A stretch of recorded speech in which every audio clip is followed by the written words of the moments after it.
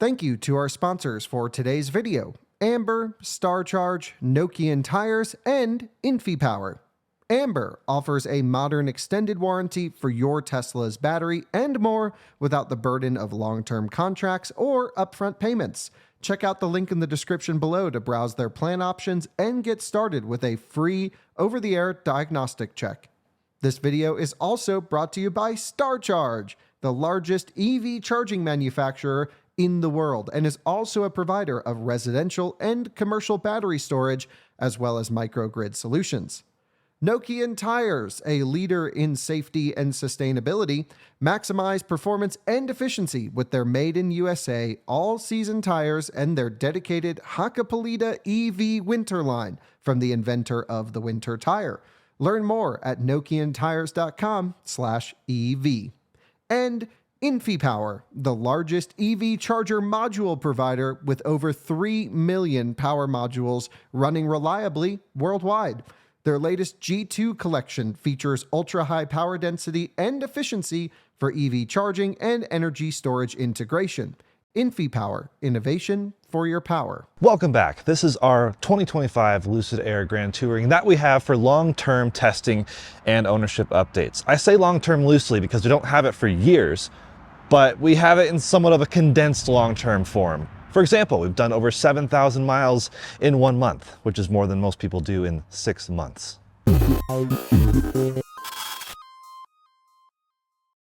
So the testing has been all over the place. We've done range testing, efficiency testing, mapping the charging curve, of course, road trips, drifting, typical consumer advice. But one thing a lot of people really want to know is, what exactly is the software like? How is the phone app? These are really important ownership aspects of modern EVs.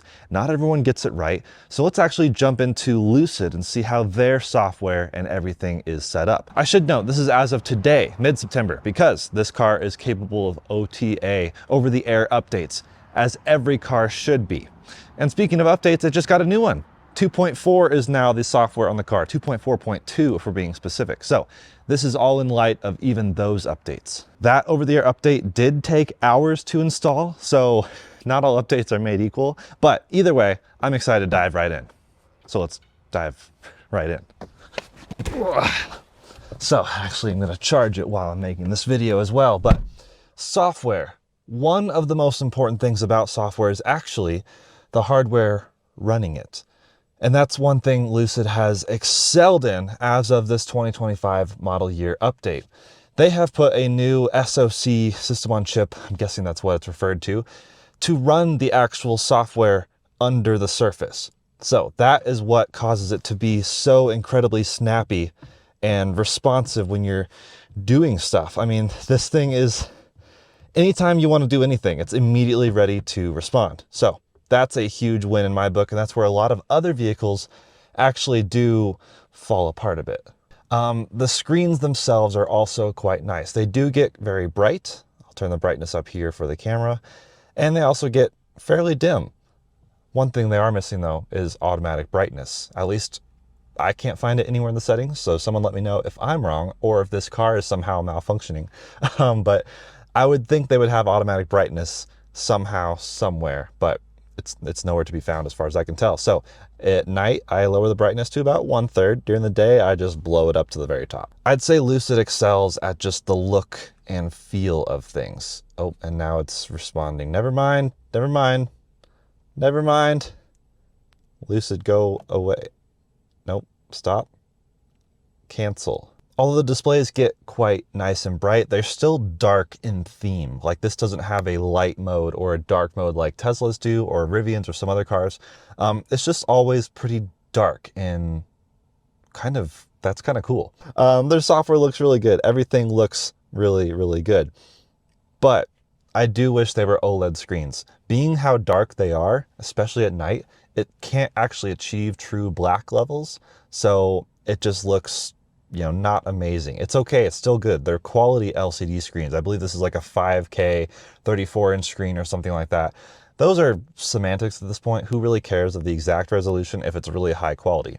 I would have loved to see OLED. I think Gravity has OLED, which is really cool. I cannot wait to try the software and everything in Gravity. But All we have today is the Air, and so that's what we're focusing on. So hardware-wise, really, really fast chip controlling it all. Really, really beautiful, nice looking screens. There is no heads-up display, which some people might take issue with, but honestly, I don't really care. I have everything I need in front of me in the driver's display.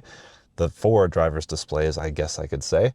Then they have this little silly thing. Yeah, I guess it's just really, it's really silly.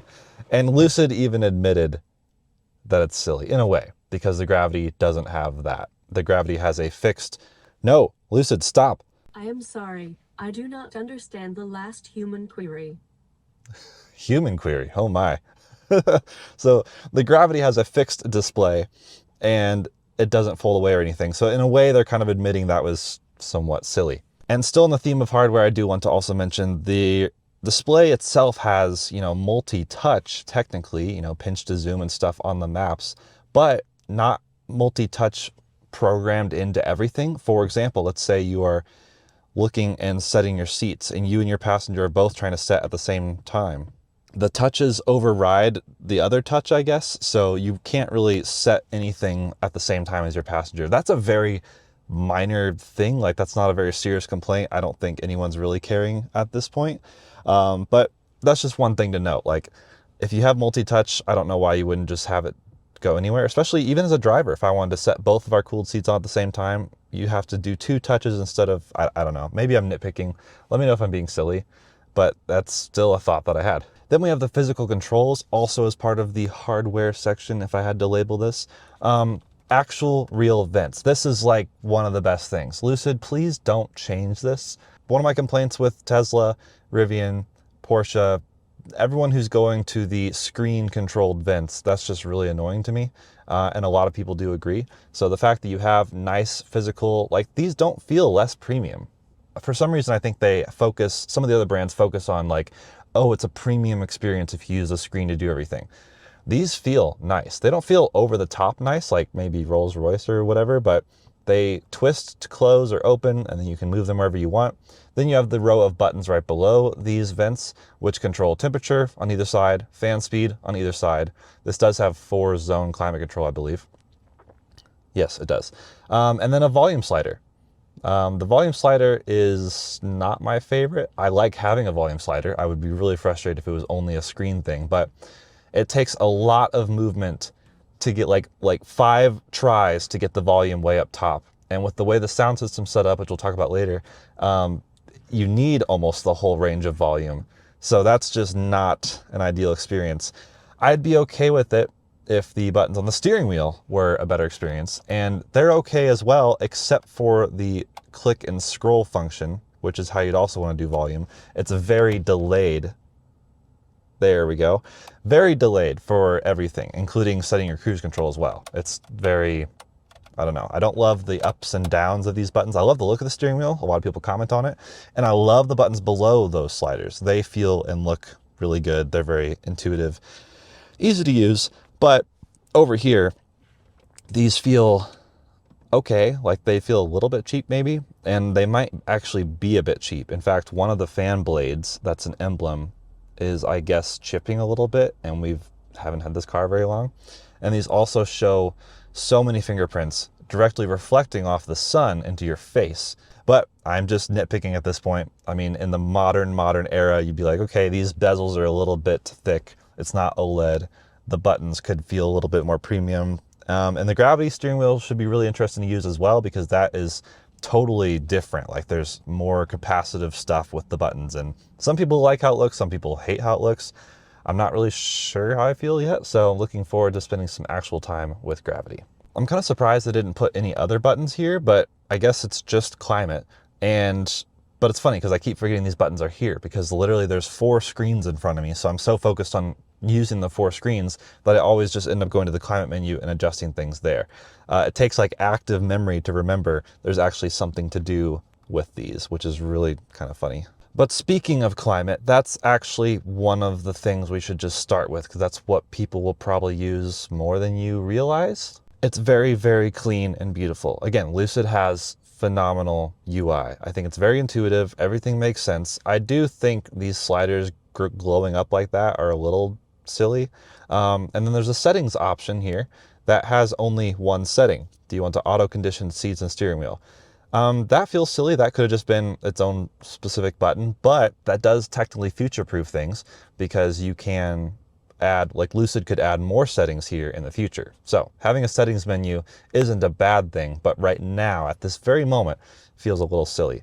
There's also the climate modes, like keep modes. So there's keep, but then also creature comfort, which is one of the best names for a pet mode that I've ever heard. So those are options that you can turn on for, say, car camping or for your pets, and they actually work quite well, I would say. Although I wish you could adjust those in the app, which we'll get to later. But I'm just glad that this is an option. A lot of people do request pet mode in all the cars that don't have it. Lucid has it. But you have full control over all your settings with, you know, airflow, whether it's defrost, upper or lower vents, and multiple climates. You can swipe between the front and rear. Whenever you see these two menus here, that means swiping between them or tapping them will do the same thing. And it is 4-zone climate control, which is fantastic. Lots of good vents in the rear. Rear heated seats, but no cooled seats. That would have been super awesome. But the front has cooled and heated seats, which is lovely, genuinely lovely. And heated steering wheel as well. But I will say, while other screens are taking over, if you do try to adjust the climate, that pops up for a split second and then it's gone. For example, I've got maps here and, you know, charging screen, which would normally be a driver screen. And if I hit this, it just pops up for a split second and then it's gone. And if I don't hit this, there's no way to actually see what the current climate control settings are. Like I can't see anywhere. Like it'd be really cool to have maybe a little thing somewhere just showing what each side of the cabin, the climate is set at. Sometimes I'd like to know that. And I also think while you're in the climate screen, having a shortcut to massage seat from this screen would kind of make sense to me. Maybe that's just me. I just associate massage with comfort. And so I'm not sure why you'd have that as a separate thing inside the home. Then you go to massage. Maybe that's, again, weird. Let me know if I'm wrong. But usually if I'm like, oh, I'm going to set my seat comfort, which means cooled seat and massage. And you have to go into like 4 different settings to actually do all of that. Speaking of where you find massage though, we have the car menu. Let me get into this really quick because this is probably what you'd have on most of the time as your main screen. And this is also another very gorgeous screen. There's a few menu items at the top. We'll go into those. Openings is charge port, as well as the front and the trunk and your little shade in the back. That's how you open and close that, which is pretty cool. It does also auto close when you go into reverse, so you can see out the back window better, which is nice. Thinking that's where your child lock and your window locks are as well. And I think that all makes pretty good sense. And you can even lock the car, I guess. Yep, that's another option for locking the car. There's also one over there on the left screen, but we'll get to that later. Then you have seats, which is so many settings. I believe these are 20-way seats. So you have your position, forward and backward, height, reclining, cushion tilt, which is the bottom cushion tilt, lumbar support, backrest width, so I guess the bolsters, your thigh support, forward and backward, and your headrest even goes forwards and backwards. All of this can be done right here. You also have some redundant physical controls on the seat itself. That's just for a couple of these. You can't do everything from that, I don't think. Yeah, not quite. But it's cool to have this, and you can save it to your profile, and your passenger can do all the same. Maybe this is again nitpicking, I do wish they had just combined this into one screen with multi-touch so that you and your passenger could set your seats at the exact same time, rather than one person setting it and then passing it over to the other person, letting them do it at that point. That'd be nice to just do it all together. It's like a group bonding activity. Maybe that's actually pretty lame. But again, here in the seat menu, I would think maybe there would be a shortcut to like seat comfort, such as the heated or ventilated seat settings or massage. I guess it's one more button press up at the top, but that's just, I don't know, my head's still there. Speaking of massage though, you have 5 types of massage in the front. The rear has no massage functionality. I think Lucid originally was going to offer like a really fancy, like, I don't know what you'd call it, fancy upgraded version of the rear for executives, like an executive package. I don't know what happened with that, but that's not currently an option that I can see. But the front seats feel fantastic. They are, like I said, 20-way, but also massaging. There's 5 different massage types, and each of those massage types have a level of 1 to 3. But just like the previous screen, you have to set it, and then once you're done, then you can pass it over to your passenger, let them set it. There's no way to do it all at the same time, which I think would be nice. And the massage types: rolling, unwind, wave, stretch, and deep. 3 good, 2 bad. And that's actually the consensus from everyone that I've had check out this car. Rolling, wave, and deep feel really good. 1, 3, and 5. It's just like nice pushing against you things. Like, I'm gonna start one right now. And that's 20 minutes, by the way, is the industry default, I guess. I don't know why that is. If anyone knows, please let me know, because I'm really curious. But yeah, pretty much every car I get into that has massage function, 20 minutes seems to be what it defaults to. You can always start it again if it runs out, of course, or switch it up, which is kind of nice. But those, like I said, are the good ones.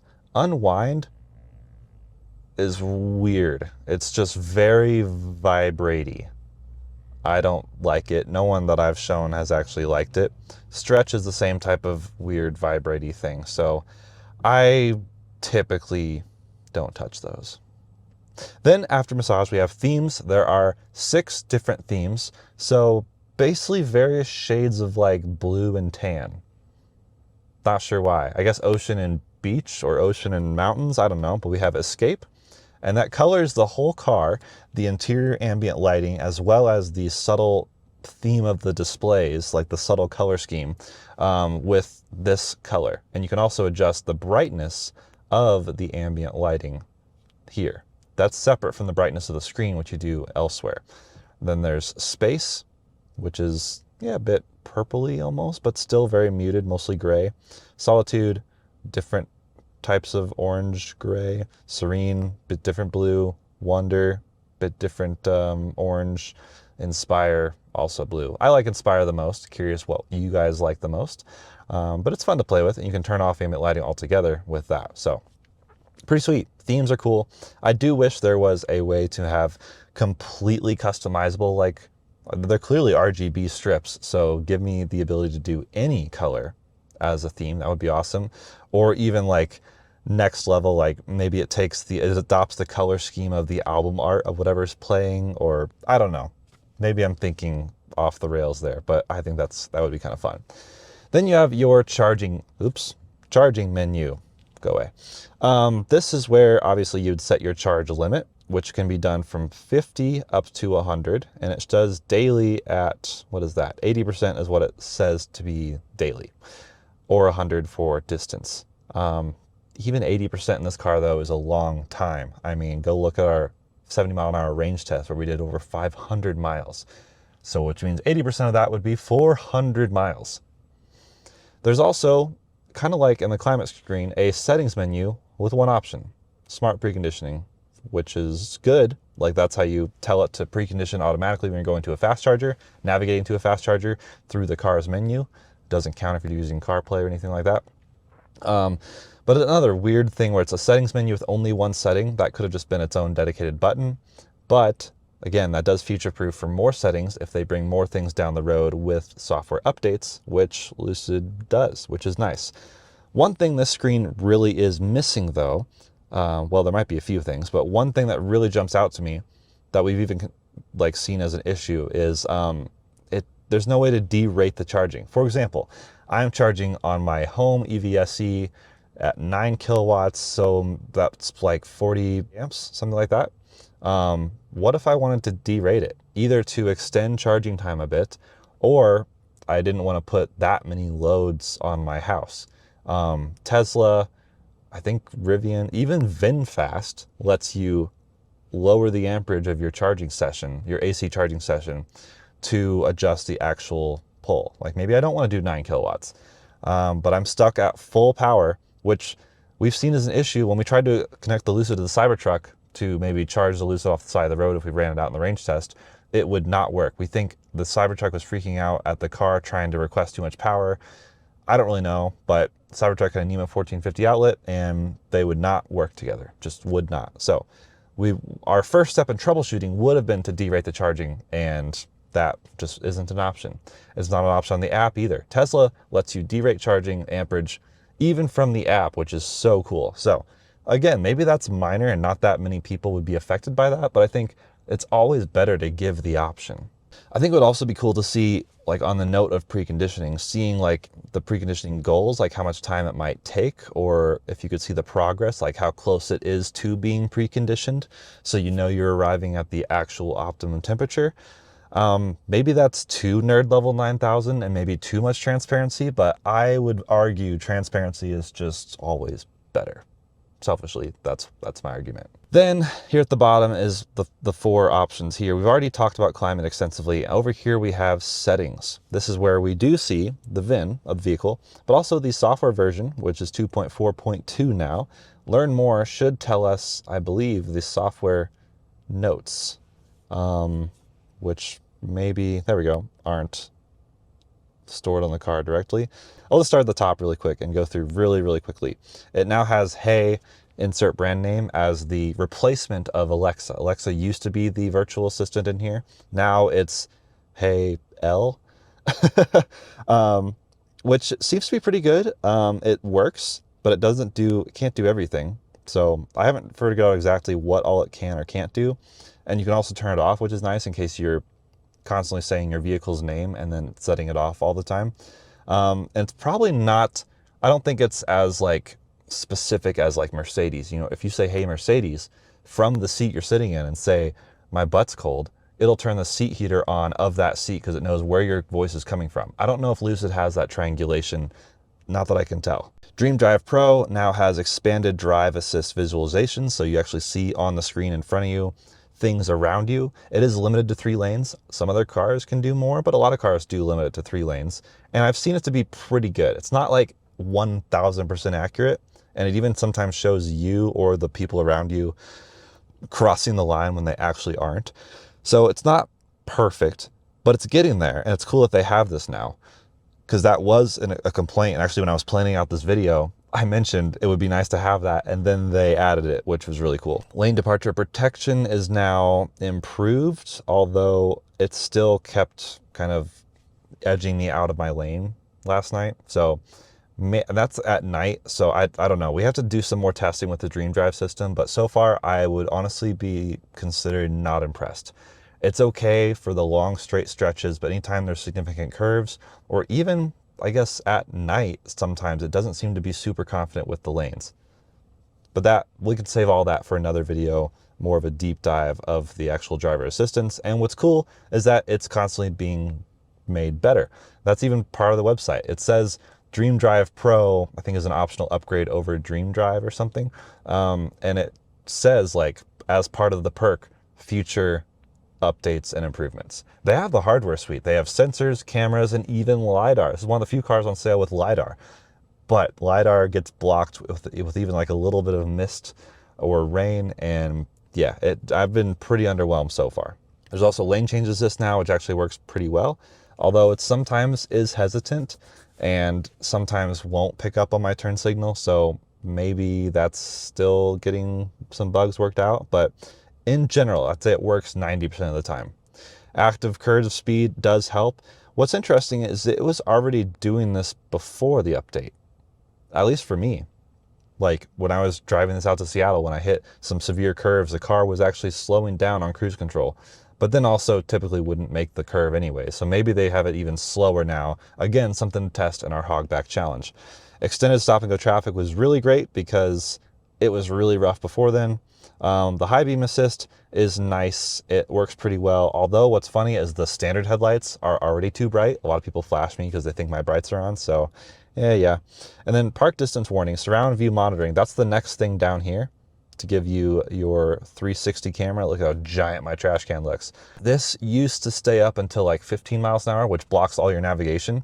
I'm really glad it disappears now at 6 miles an hour. But even then, I guess if you're creeping around a parking lot and you want to figure out where to go, you just need to make sure you're going fast enough or hit multiple X's. And you can see this X is white. If you're on a bright parking lot, you won't see this X at all, or any of the controls. They all wash out basically.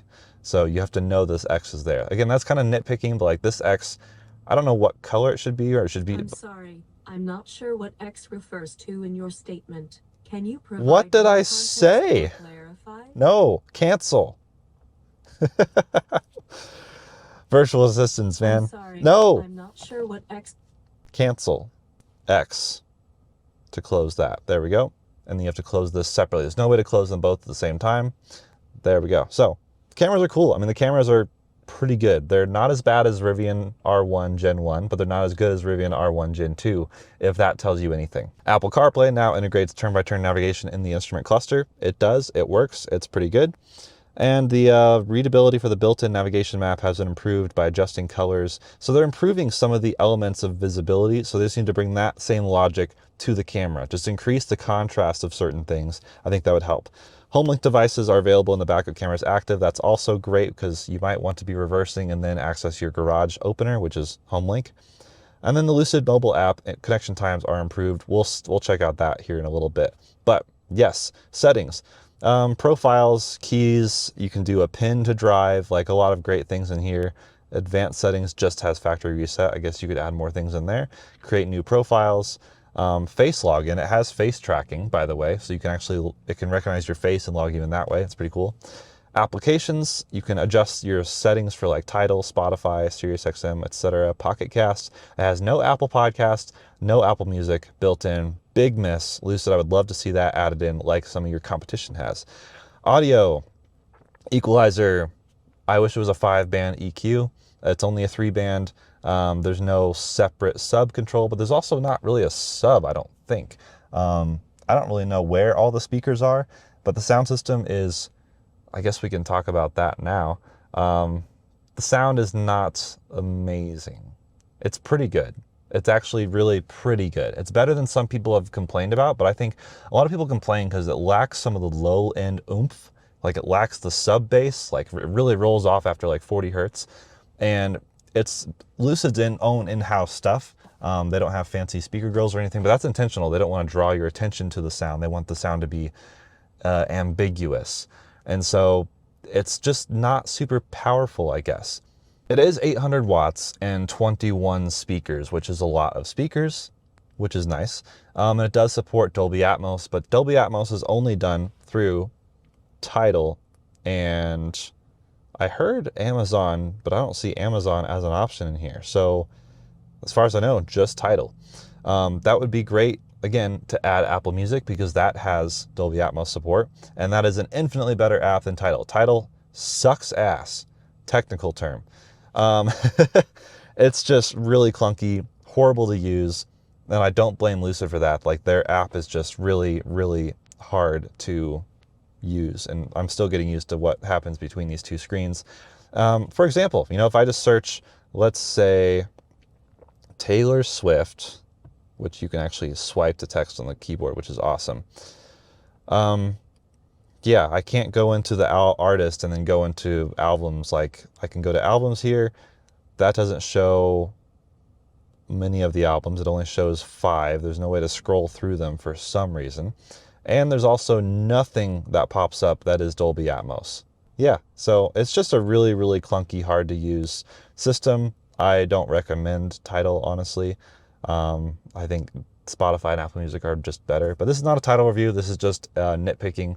And you do have to see Dolby Atmos there to know that it's playing in Dolby Atmos, so that's worth mentioning. But the sound system itself is honestly, like I said, pretty good, but it just doesn't sound that inspiring. Like it's not an event really. I mean, it's interesting to listen to Dolby Atmos, but the backseat passengers, Colton approved this or confirmed this yesterday, most Dolby Atmos music sounds terrible back there because it's almost like it's optimized for the front seats. There's no actual way to even adjust balance with Dolby Atmos stuff playing because it's meant to be using all the speakers in like a spherical form. It just mostly doesn't sound good. So initially I was looking for Dolby Atmos tracks intentionally. Now I intentionally don't. I specifically look for stereo tracks because stereo music just sounds genuinely better. It sounds quite good in this car. But still, not an event. Like me and Kyle just reviewed the Volvo EX90. That was an event. That was like an amazing sound system on wheels. A lot more power. I don't think it had as many speakers as this, but it's just, yeah, not all sound systems are made the same. I do think Tesla has a leg up on Lucid. Rivian doesn't. Rivian used to. Meridian's pretty good, but the new Rivian in-house stuff's also not good. So Lucid's fine. I have no like major complaints. You do have to really crank the volume on most things. Nope, go away. no copyright. You have to really crank the volume on most things, but that's actually pretty normal for like a reference system. So I'm not actually mad about that, but some people don't like that. Traditionally, you don't have to crank the volume in most other cars. So that's the premium sound system, which this is equipped with. I forget what they call it, but Lucid Sound Premium or something. But there's also a bass sound system that I'm curious to try in the Pure. I think we're gonna get the Pure trim coming up soon. That has a 12 instead of 21 speaker, and it's 500 watts instead of 800 watts. So I'm really curious to see how much worse that is, or if that's like genuinely pretty good still. But with the EQ, you do have to dial it in almost completely differently for Dolby Atmos stuff versus stereo stuff. Not sure exactly why that is, but I would just leave it flat for Dolby Atmos. And then for stereo, you really do want to bump the bass if you want to feel anything. But honestly, it's not bad. My biggest thing is just bring Apple Music to the car natively. You do have CarPlay as an option, wired or wireless, but there's no Android Auto. So for my Android enthusiasts, who I do care about, unlike Kyle maybe, there's no Android Auto whatsoever. There's also no Google Maps. I don't know where Lucid sources their mapping data. Maybe it is Google related or something, but I don't think it is. I don't see any branding though, so I'm not entirely sure. But yeah, there's no actual way for Androidness in this car whatsoever. But let's move on from music and actually unfold this map. That was maybe cheesy. It's an interesting split screen experience, just like music, I guess. Like, here's the map. Okay, you want to search. Then it pulls down here. Then you have to tap search again to pull up the actual keyboard. And then we can search things like, I don't know, nope, that's can. San Diego? Nope, that's not right either. It's not the most accurate swiping, I would say, but there we go, San Diego. And we can say go. So, shows you a bit more zoomed in stuff up here, I guess, and a bit wider angle thing down the lower screen. I do like the variation of screens. Like, directions start immediately up here, it's about 1,000 miles, and then down here you can see all the charging stops. You can even manage the trip. You can add more stops or remove charging stops altogether, and you can see the breakdown of charging stops, where you have to stop, how long you have to charge for, what the estimated arrival and departure stated charges will be based on the charging. That's all cool. That's fantastic. Every car needs route planning. There's even a settings button here, but what's in the settings? Not what you'd want to see. There's offline stuff. You can download offline maps based on, I think, just states. You can auto update them as well, but I don't have, I think you can only download specific states and regions, not like a specified triangle or rectangle like you would on Google. But no, the important thing is in these settings, you will not find any sort of adjustment on what you're okay with arriving. Like, what would you like your state of charge on arrival to be at each stop, but also at the final destination? Those, I really think every car should also give the granularity of allowing you to set what are you okay with arriving. Like, let's say you're going to a friend's house that has charging, so you're okay arriving there with like 3%. It won't let you. It's going to aim for what seems to be a high teens arrival. And typically the charging stops, I think, are around 20% state of charge is what it seems to be aiming for, which in a Lucid is still 100 miles. So I really wish they would allow you to set lower stops, because right now it's telling me to get to San Diego, we would need 5 charging stops, because it doesn't realize we're charging right here. I'm charging, and it's like doesn't know that. Or you can't say like what you'll be leaving with, what state of charge you'll be departing with. So 5 stops to get from here to San Diego. I know you can do it in 2. I've done that in this car. So there's no way to tell it that you're okay like doing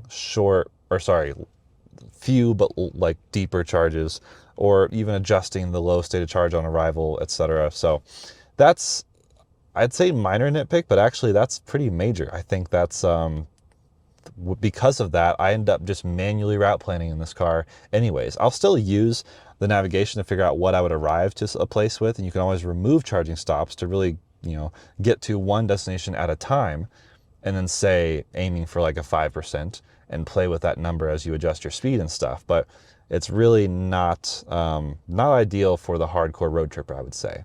There's also the issue with, I guess when you do navigate, it doesn't show your mileage like to your next stop if you have multiple stops. So for example, we're trying to get to Charge Point in Georgetown. That's our first stop.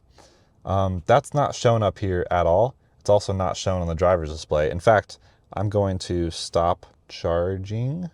Where's that? Vehicle charging, stop charging. Okay. There's no actual way, you know, when the map is up, then there's nothing here to show your directions. If you do switch to music, then this will change on your driver's display to show still the entire route. So there's no actual like, here's what your current leg is. So that's another, maybe a minor thing, but I still think that would be nice. You can find it down here and kind of tally things up, but still not my ideal setup for the maps if I am suggesting things. But that's pretty much exhausted the lower screen. I mean, you've seen how they kind of dynamically work with each other. You know, if you open something up here, then you can drag it down to have more access to it. Yeah, but then if this is folded away, then you can't do any sort of typing, finding your locations and stuff. So I don't really know why it's folded away, but we already talked about how Lucid kind of admitted that was a mistake. But yeah, if for example, if the cameras are up and you have navigation going, you now have no way to see that. We've already talked about how the cameras do disappear at 6 miles an hour, so that helps. But it would be nice to have just maybe nav and now playing up here. Like the driver display is really, really minimal. But let's move on up here really quick. I know it's a long video. This is really hot, and it's not even in the sun right now. So this screen gets really hot, which is again why I'm so amazed that it's so fast. A lot of times hot screens result in slower performance, but it's because maybe some other automakers are hiding the packaging of the chips inside the displays. Lucid's clearly not doing that. I don't know where the computer chip is located, which by the way, that really fast speedy chip can eventually be retrofitted to older Lucid Airs, but they have not confirmed how or how much. They've just said that will happen. So we'll report on that when we know, but yeah. The upper screen, not a whole lot up here. If you do have a phone connected, CarPlay will show up here. CarPlay is just a rectangle. It doesn't take up the whole screen, although your background does, which is kind of nice. But it's not my favorite version of CarPlay, but it's okay. It's still a good looking screen. It's high definition, but it's not OLED like we already talked about. And again, no Android Auto, no way to do CarPlay down here. It's just locked to this little rectangle here because of the weirdly shaped screen. A couple things up here like home link, Wi-Fi settings, Bluetooth. That's all expected, phone call settings, and just a like quick little snippet of like, I guess, instantly accessible music, and then instantly accessible locations that you have saved. All your saved locations will probably show up there. And then your directions and stuff here. We'll go ahead and stop navigating, and there we go. Their driver's display shows a very basic, almost like a tachometer, charge and power. That will change if you hit driver's assistance. Now it pulls up with highway assist, which is limited to pre-mapped highways. Big issue. That's another thing, a strike against Lucid, if you will. They have the tech to do lane centering everywhere. It's crazy that the VinFast, again, does lane centering where Lucid doesn't. But Rivian's also in the same, I don't want to say jail, but it kind of feels like it. Like Lucid and Rivian, I wish they would go on par with Tesla and VinFast at some point, which I've never thought I'd say get on par with VinFast, but here we are. This is where you would see, you know, your driver's assistance settings. You can adjust those on the steering wheel, and also see cars around you on the highway and stuff.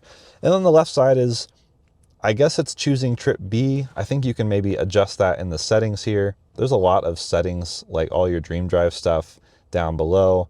Trip information, yeah, display on center drive screen. You can say since last charge, trip A or trip B. So that's pretty cool. But I do wish it gave more information. Like all it says is distance. Please give me miles per kilowatt hour. That'd be pretty cool. Or watt hours per mile. Either way, I do prefer watt hours per mile. It's more granular. And maybe something else. I don't know. What else would you guys like to see up there? I mean, down here we see the total kilowatt hours plus the efficiency plus the trip number in terms of mileage. So it'd be cool to have those three things stacked up here as well. Then you also see what your drive mode is, which I have smooth. Of course, you'd probably do Swift or Sprint as well. Sorry, I guess I glossed over this earlier, but this is where also the trunks are. So it's like a shortcut to some of the openings, and your glove box and that's where you can access your trip, which is also inside this settings. So there is redundant ways to get to things, which is why I think it'd be cool to have maybe different shortcuts to massage. But yeah, that's it for this. This screen's really simple. Like, all your warning lights will show up on the bottom. You see your state of charge, although there's, again, it's a big enough screen. They could show you percentage and estimated distance remaining. But right now it's a toggleable setting inside settings somewhere, displays, units. Then you can pick distance or percentage.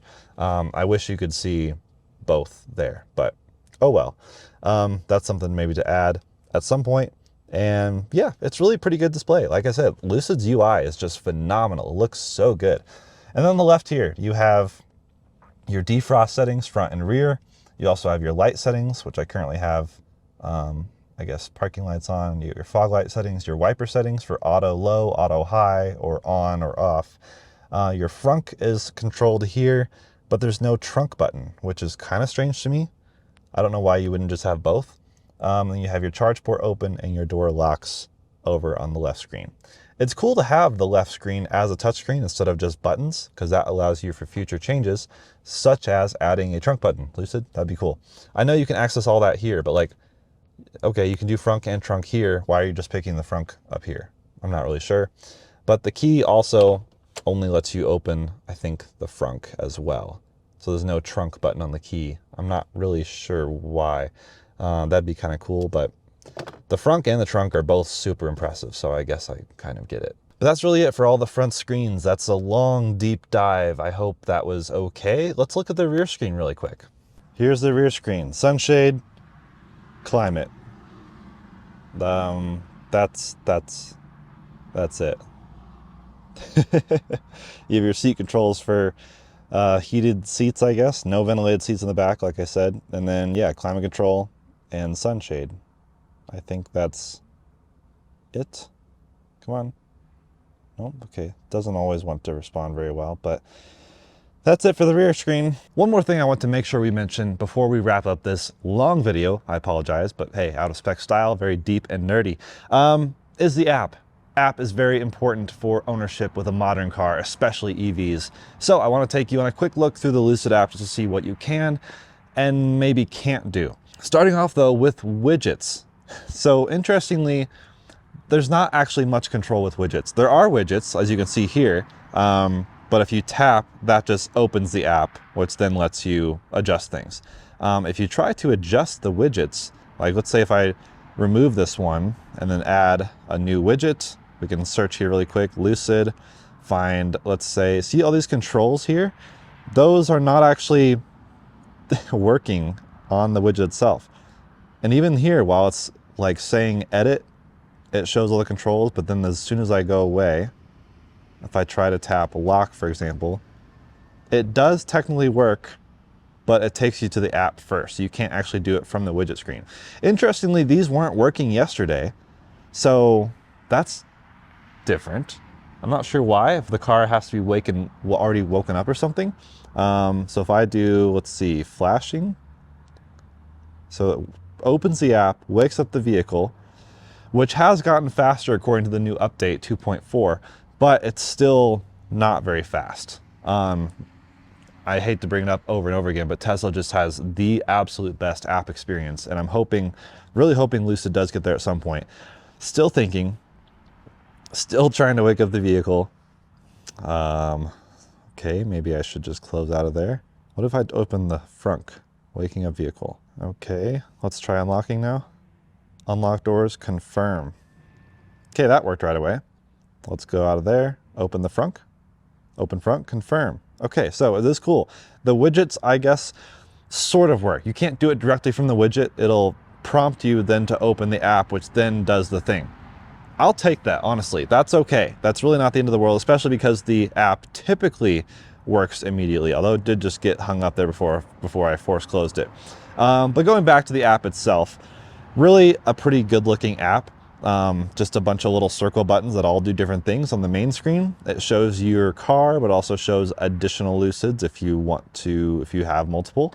And then status, parked, temperature, etc. There's also this mobile key which currently says like my phone is a key, which is good. Passive lock disabled. I don't know what that means. I found nothing in the vehicle that said passive lock, so not sure. Then you have charging, which is cool. You can actually precondition the battery. You can start preconditioning. If you think, oh, you know, I'm gonna wake up, go to a fast charger, this allows you to start preconditioning the battery before you even get in the car. That's awesome. That is genuinely super cool. But like I said before, even in set limit, there's no way to actually like lower the amperage on charging for AC charging. I do wish that was an option there, but that's okay.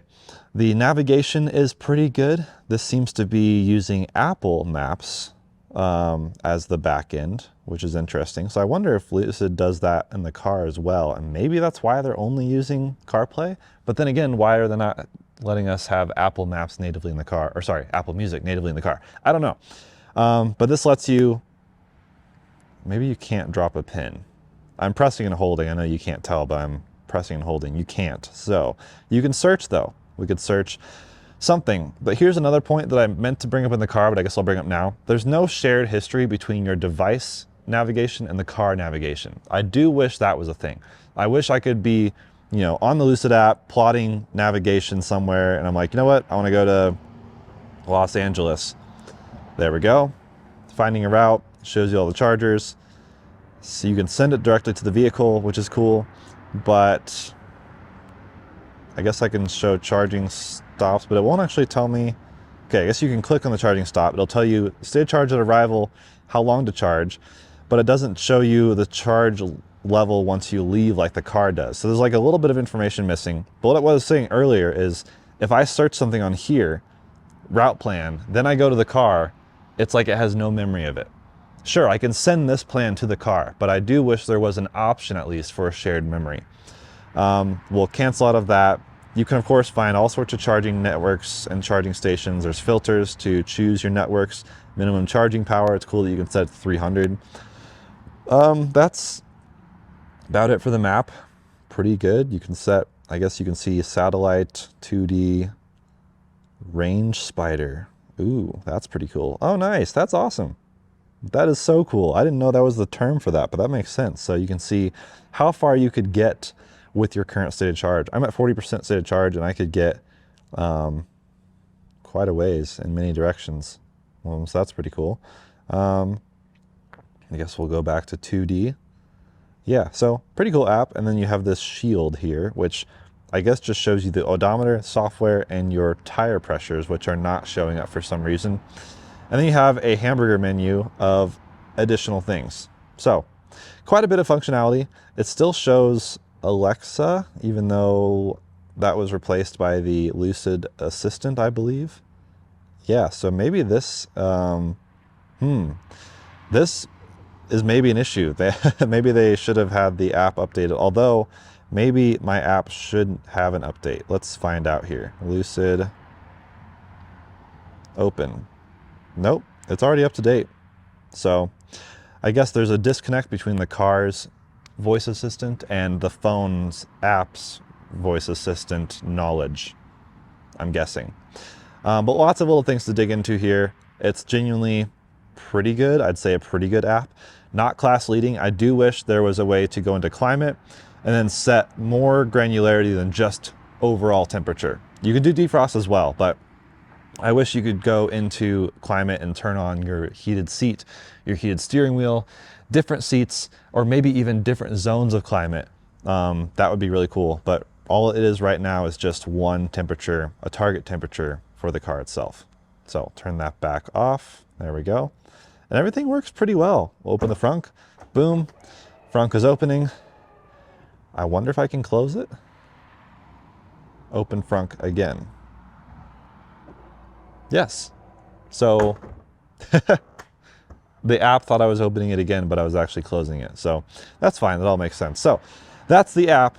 And honestly, that's the video. That's a wrap. That's a long video. I'm really sorry. But hopefully you got something out of that. Hopefully you learned a little bit about Lucid software, or a lot of it. Curious what you guys think of the software itself. Are there any early adopter Lucid Air owners who are really intrigued and relieved at all the updates you've seen over the air? Are there any that are really annoyed with their older chip that seems really slow? Has it gotten slower with age? I'm really glad that they have this new, faster processor in this thing that gives you more future-proofness against future updates, which are OTA, which is awesome. But really, I think the software is great. I know I've been nitpicking it through this whole video, but that's because it was out of love. I want Lucid to be the best, like they think they are, I think. I think that's fair to say. Peter Rawlinson is very proud of his brand, and as he should be. You should be proud of your baby, your brand, and especially as CEO and CTO. I do not think it's the best, but also it does a lot of things better than pretty much anyone else. He quoted at the Lucid Day they had like last week that Lucid is years ahead of the competition. I would argue against that. The app is not quite as good as the competition. The various settings in the car, there's just some things that could be added to bring it up to the competition. But I'll take it for what it is today. It's still an amazing vehicle to drive around. It's very, very user-friendly. The UI looks gorgeous. It's one of the best UIs in existence. So I think Lucid has a lot of things going for it. Curious what you all think of the software and the app and the various screen experiences and how you use the upper screen versus the lower screen. Is that cool? Is that weird? Are you used to it? Are you scared of it? Let me know in the comments. I'll see you guys down there, and I'll see you in another video very soon. Stay tuned for a lot more testing with this thing. We are far from done.